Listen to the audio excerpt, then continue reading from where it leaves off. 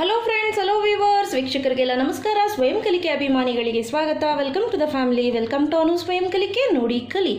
ಇವತ್ತಿನ ದಿನ ಮಶ್ರೂಮ್ನ ಉಪಯೋಗಿಸ್ಕೊಂಡು ಯಾವ ರೀತಿ ಪೆಪ್ಪರ್ ಫ್ರೈ ಮಾಡೋದು ಅಂತ ಹೇಳ್ಕೊಡ್ತೀನಿ. ಈವನ್ ಫ್ರೆಂಡ್ಸ್, ನೀವು ಇದಕ್ಕೆ ಕ್ಯಾಪ್ಸಿಕಮ್ ಕೂಡ ಹಾಕಿ ಮಾಡ್ಬೋದು, ಇಲ್ಲ ನಾನು ಹೀಗೆ ಪ್ಲೇನ್ ಮಾಡ್ತೀನಿ ಅಂದರೂ ಕೂಡ ತೊಂದರೆ ಎಲ್ಲ ಮಾಡ್ಕೋಬೋದು. ಬಟ್ ತುಂಬಾ ರುಚಿಯಾಗಿರುತ್ತೆ, ಚೆನ್ನಾಗಿರುತ್ತೆ. ಟೇಸ್ಟು ಕೂಡ ತಿಂತಾ ಇದ್ರೆ ಕಣ್ಣಲ್ಲಿ ಮೂಗಲ್ಲಿ ಎಲ್ಲ ನೀರು ಬರಬೇಕು, ನೋಡ್ತಿದ್ರೆ ಬಾಯಲ್ಲಿ ನೀರು ಬರಬೇಕು, ಆ ರೀತಿ ಇರುತ್ತಿದ್ದು. ಸೊ ಬನ್ನಿ, ಅದಕ್ಕೆ ಬೇಕಾಗಿರೋಂಥ ವಸ್ತುಗಳು ಏನೇನು ಅಂತ ನೋಡ್ಕೊಳ್ಳೋಣ. ಮೊದಲಿಗೆ ನಾನಿಲ್ಲಿ 1.5 ಟೊಮೆಟೊ ಹಚ್ಚಿಟ್ಕೊಂಡಿದ್ದೀನಿ, ದಪ್ಪ ಗಾತ್ರದ ಒಂದು ಈರುಳ್ಳಿ, ಆನಂತರ ಒಂದು ಅರ್ಧ ಟೇಬಲ್ ಸ್ಪೂನ್ಗಿನ್ನ ಸ್ವಲ್ಪ ಕಡಿಮೆ ಕೆಮ್ಮೆಣ್ಸಿನ್ಕಾಯಿ ಪುಡಿ, ಶುಂಠಿ ಬೆಳ್ಳುಳ್ಳಿ ಪೇಸ್ಟ್ ಒಂದು ಅರ್ಧ ಟೇಬಲ್ ಸ್ಪೂನು, ಅರಿಶಿನ ಒಂದು 1/4 ಟೇಬಲ್ ಸ್ಪೂನ್ನಷ್ಟು, ಮೆಣಸು ಬಂದು ಒಂದು ಅರ್ಧ ಟೇಬಲ್ ಸ್ಪೂನ್ನಷ್ಟು, ಜೀರಿಗೆ ಕೂಡ ಅರ್ಧ, ಸೋಂಪು ಫೆನಲ್ ಸೀಡ್ಸ್ ಅಂತ ಏನು ಹೇಳ್ತೀವಿ ಇದು ಕೂಡ ಒಂದು ಅರ್ಧ ಟೇಬಲ್ ಸ್ಪೂನು, ಒಂದು ಅರ್ಧ ಇಂಚಿನಷ್ಟು ಚಕ್ಕೆ, 2 ಲವಂಗ, ಒಂದು ಏಲಕ್ಕಿ, ಈವನ್ ಏಲಕ್ಕಿ ಬೇಡ ಅಂದರೆ ಸ್ಕಿಪ್ ಮಾಡ್ಕೊಳ್ಳಿ, ಮತ್ತು ಕರಿಬೇವು, ಆನಂತರ ಕೊತ್ತಂಬರಿ ಸೊಪ್ಪು, ಮೇನು ಮಶ್ರೂಮ್ನ ನಾನು ತೊಗೊಂಡು ಬಂದು ಚೆನ್ನಾಗಿ ತೊಳೆದು ನೋಡಿ ಈ ರೀತಿ ಕಟ್ ಮಾಡಿ ಇಟ್ಕೊಂಡಿದ್ದೀನಿ. ನೋಡ್ತಿದ್ದೀರಲ್ಲ ಫ್ರೆಂಡ್ಸ್, ನಿಮಗೆ ದಪ್ಪ ಬೇಕು ಅಂದರೆ ದಪ್ಪ ಕೂಡ ಮಾಡ್ಕೋಬೋದು, ಇಲ್ಲ ಸಣ್ಣ ಬೇಕು ಅಂದರೆ ಸಣ್ಣ ಕೂಡ ಹೀಗೆ ಇರಲಿ ಅಂದರೆ ನಡೆಯುತ್ತೆ. ಆನಂತರ ಫ್ರೆಂಡ್ಸ್, ರುಚಿಗೆ ತಕ್ಕಷ್ಟು ಉಪ್ಪು, ಆನಂತರ ಮಾಡಲಿಕ್ಕೆ 2-3 ಟೇಬಲ್ ಸ್ಪೂನಷ್ಟು ಎಣ್ಣೆ. ಮೊದಲಿಗೆ ಫ್ರೆಂಡ್ ಒಂದು ನಾನ್ ಸ್ಟಿಕ್ ಕಡಾಯಿ ಇಟ್ಕೊಂಡಿದ್ದೀನಿ.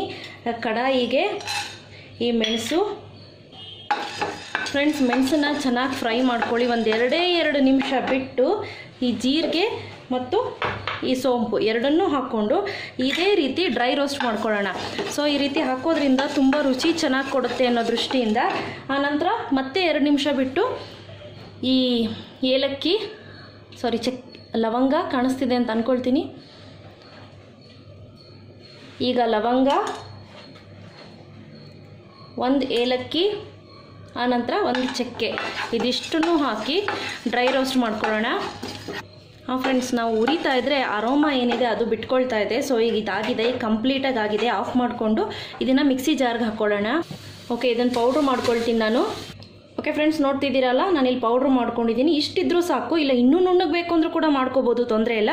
ಅಷ್ಟರಲ್ಲಿ ಒಂದು ನಾನ್ ಸ್ಟಿಕ್ ಕಡಾಯಿ ಇಟ್ಕೊಂಡು ಕಾಯ್ಲಿಕ್ಕೆ ಇಟ್ಕೊಂಡಿದ್ದೀನಿ. ಓಕೆ, ಅದರಲ್ಲಿರುವಂತಹ ತೇವಾಂಶ ಕಂಪ್ಲೀಟಾಗಿ ಹೋಗಿದೆ. ಈಗ ನಾನು ಸ್ವಲ್ಪ ಎಣ್ಣೆ ಹಾಕ್ಕೊಳ್ತಾ ಇದ್ದೀನಿ, ನಿಯರ್ಲಿ 1.5-2 ಟೇಬಲ್ ಸ್ಪೂನ್ನಷ್ಟು. ಓಕೆ ಫ್ರೆಂಡ್ಸ್, ಈಗ ಎಣ್ಣೆ ಕಾದ ನಂತರ ಇಮಿಡಿಯೇಟು ಈ ಈರುಳ್ಳಿ ಹಾಕ್ಕೊಳ್ಳೋಣ.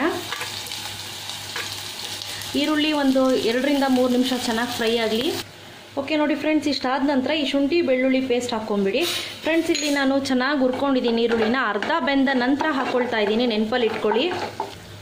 ಓಕೆ ಫ್ರೆಂಡ್ಸ್, ಇನ್ ಕೇಸ್ ನೀವೇನಾದರೂ ಕ್ಯಾಪ್ಸಿಕಮ್ ಹಾಕ್ಕೊಳ್ತೀನಿ ಅಂದರೆ ಈ ಟೈಮ್ನಲ್ಲೇ ಹಾಕ್ಕೋಬೇಕಾಗುತ್ತೆ. ಈಗ ನಾನು ಫ್ರೆಂಡ್ಸ್ ಈ ಟೊಮ್ಯಾಟೊ ಏನಿದೆ ಇದನ್ನು ಹಾಕ್ಕೊಳ್ತಾ ಇದ್ದೀನಿ. ಟೊಮ್ಯಾಟೊ ಕೂಡ ಚೆನ್ನಾಗಿ ಫ್ರೈ ಆಗಲಿ ಇದು. ಓಕೆ ಫ್ರೆಂಡ್ಸ್, ಈವನ್ ನೀವು ಟೊಮ್ಯಾಟೊ ಕೂಡ ಯೂಸ್ ಮಾಡದೆ ಮಾಡ್ಕೊಬೋದು, ಅದು ಕೂಡ ಚೆನ್ನಾಗಿರುತ್ತೆ. ಟೊಮ್ಯಾಟೊ ಯೂಸ್ ಮಾಡೋದ್ರಿಂದ ತುಂಬ ಚೆನ್ನಾಗಿರುತ್ತೆ. ಫ್ರೆಂಡ್ಸ್, ಇನ್ನೊಂದು, ಮಶ್ರೂಮ್ಗೆ ನೀವು ಯಾವಾಗಲೂ ನೀರು ಹಾಕಬಾರ್ದು, ಇದು ಮಾತ್ರ ಗಮನದಲ್ಲಿ ಇಟ್ಕೊಬೇಕು.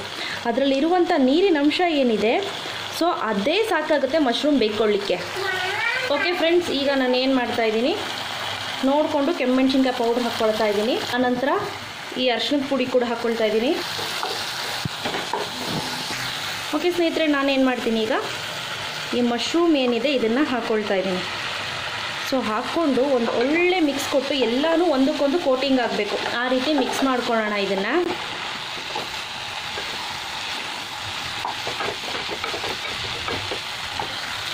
ಫ್ರೆಂಡ್ಸ್, ಈ ಕೋಟಿಂಗ್ ಆದ ನಂತರ ಇಮಿಡಿಯೇಟು ನೋಡಿಕೊಂಡು ಉಪ್ಪು ಹಾಕ್ಕೊಳ್ಳಿ. ಮಶ್ರೂಮ್ಗೆ ಜಾಸ್ತಿ ಉಪ್ಪು ಅವಶ್ಯಕತೆ ಇಲ್ಲ, ಸೊ ನೋಡಿಕೊಂಡು ಉಪ್ಪು ಹಾಕ್ಕೊಳ್ಳಿ. ಈ ರೀತಿ ಮಿಕ್ಸ್ ಮಾಡಿಬಿಟ್ಟು ಇದನ್ನು ಮಿನಿಮಮ್ ಅಂದ್ರೂ ಲಿಡ್ ಕ್ಲೋಸ್ ಮಾಡಿ ಒಂದು 5-6 ನಿಮಿಷಗಳ ಕಾಲ ಕುಕ್ ಮಾಡ್ಕೊಳ್ಳೋಣ.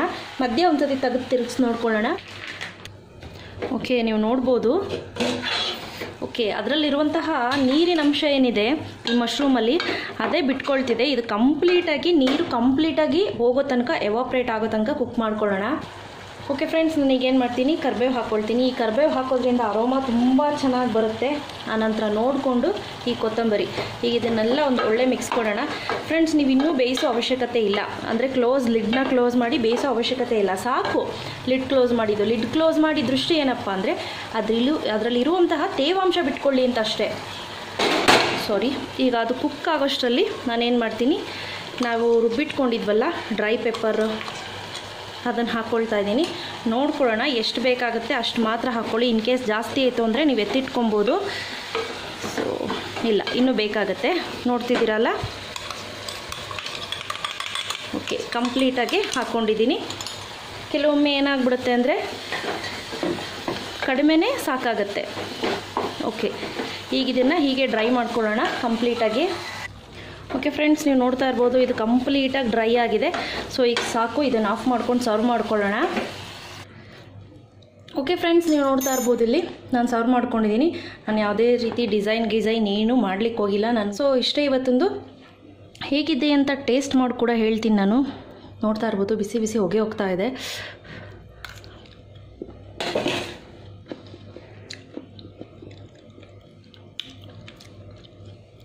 ಸೋಂಪು ಹಾಕಿದ್ದೀವಲ್ಲ, ಅದ್ರದ್ದು ಒಂಥರ ಸ್ಮೆಲ್ಲು ಒಂಥರ ಚೆನ್ನಾಗಿದೆ, ತುಂಬಾ ಚೆನ್ನಾಗಿದೆ, ಡಿಫ್ರೆಂಟಾಗಿ.